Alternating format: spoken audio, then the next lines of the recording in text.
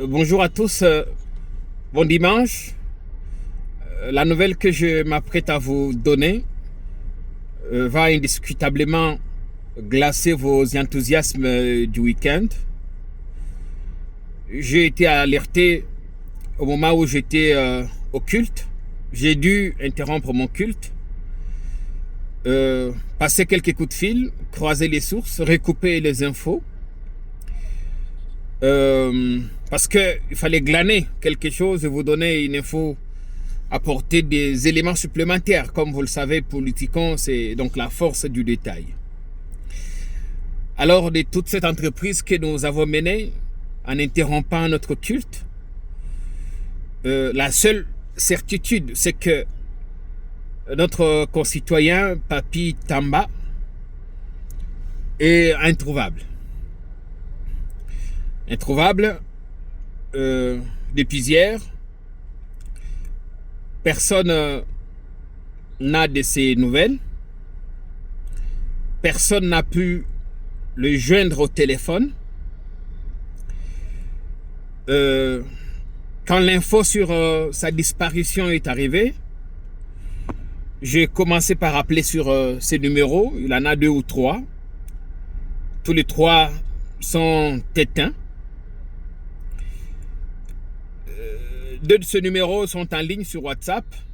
J'ai vu que WhatsApp, qu'il n'était plus enregistré sur WhatsApp et donc il ne passe plus sur WhatsApp. J'ai essayé d'appeler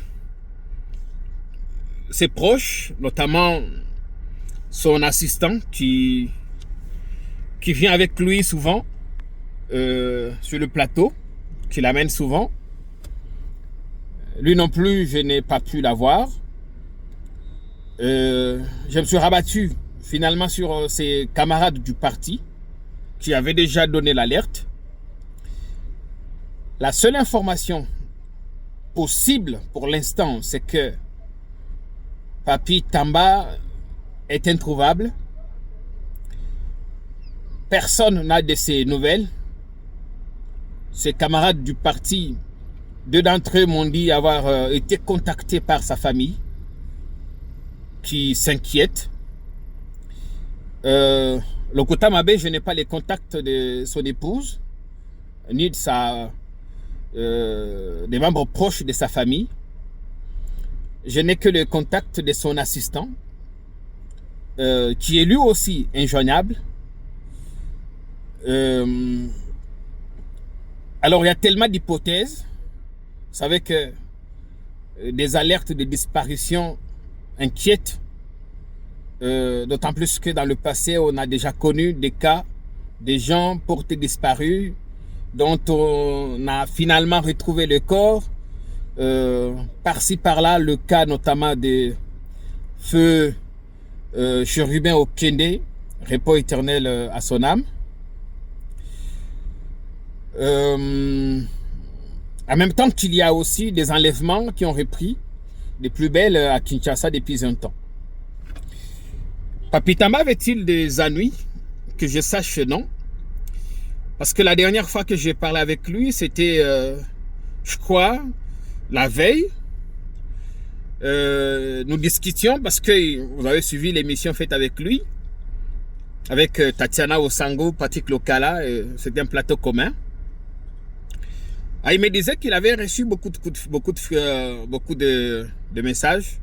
Ah, je lui disais, nous avons reçu une demande de droit de réponse de Fumuntoto qui avait été cité dans l'émission et qui a notifié notre média Politikon RDC pour un droit de réponse. Nous sommes légalistes. Nous pensons que, quoi qu'il ait pu dire, Fumuntoto mérite lui aussi de prendre la parole. Donc nous avions décidé à notre réunion de production de lui accorder. Toutes les questions maintenant décalées sur le jour et l'heure. Nous sommes en train d'analyser, d'étudier ça. Probablement, nous déciderons à la réunion de demain, lundi. Et donc, je lui ai dit qu'il y a Fumuntoto qui a réclamé un droit de réponse. Nous sommes professionnellement dans l'obligation de la lui accorder.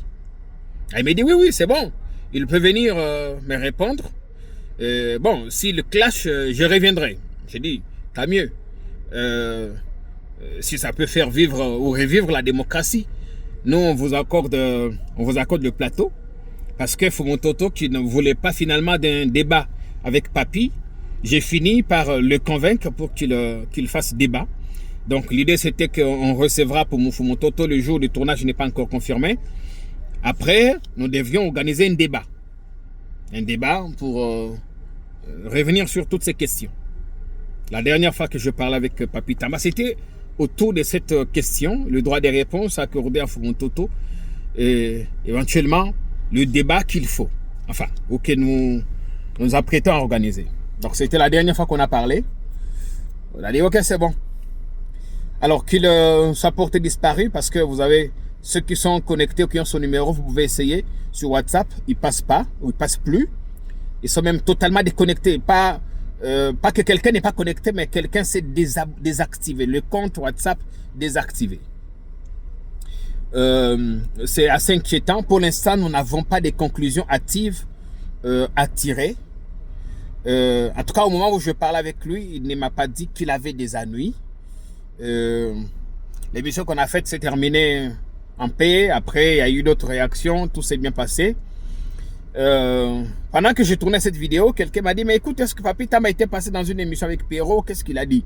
Je dois être honnête, je n'ai pas suivi cette émission avec Perrault. Parce que le week-end, on prend également le temps pour sa famille et ses proches. Du coup, je n'ai pas pu suivre cette émission.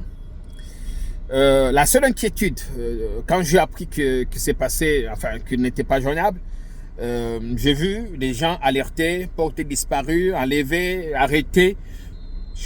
Les mots ont encore leur sens. Pour l'instant, je souhaite utiliser l'expression porté disparu. Parce que nous ne savons pas où est-ce qu'il se trouverait en ce moment et comment. Mais mon inquiétude, c'est surtout au sujet de son état de santé, qui est très précaire. Pour ceux qui ne le savent pas, Papy Tamba est diabétique. Je crois que la situation des diabétiques, c'est tout le temps des produits qu'il faut prendre, ainsi de suite. Je crois qu'il a même une plaie au niveau du pied. C'est ça qui m'inquiète un peu, son état de santé. Mais nous prions que nous puissions finalement soit le retrouver ou avoir de ses nouvelles de ce qu'il est devenu. A-t-il été arrêté? Si oui, pour quelles raisons? Dès qu'on aura du nouveau, sans doute qu'on reviendra vous donner plus d'infos. Bon dimanche, portez-vous bien.